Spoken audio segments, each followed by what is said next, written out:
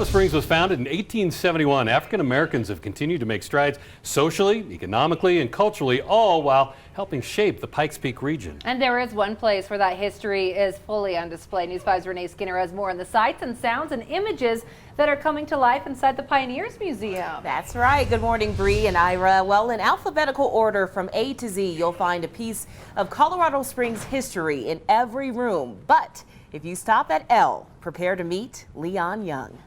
At the Colorado Springs Pioneers Museum, a stark reminder of the past and a glimmer of hope tucked away inside the story of us. Talking about these families that made this journey to Colorado Springs and the lives they lived, the legacy, and of course the descendants in the Pikes Peak region. Program coordinator Meg Poole says their exhibits are all about connections, seeing yourself in the images and portraits decorated for the eyes of those intrigued by history's most painful moments. But in alphabetical order, a stop at L, an exhibit named after Leon Young. And Leon Young is a community icon. He moved here to Colorado Springs as a teenager, born and raised in Louisiana. Young was so politically engaged in his community, other residents encouraged him to run for city council. And he did. He ran and won in 1973. He became vice mayor of Colorado Springs in 1984. Finally, in 1997, Colorado Springs was ready for its first African-American mayor. He profoundly shaped Colorado Springs economically, politically, socially. He raised his family here. He was active in his faith, St. John's Church here. He founded a business. He was an entrepreneur.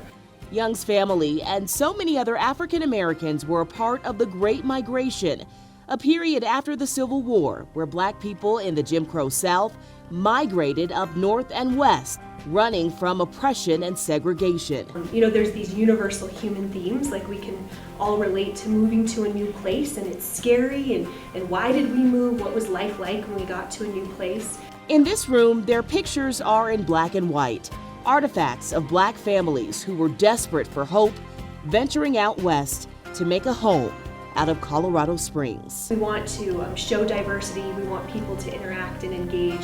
No matter who you are, your story is a part of Pikes Peak regional history.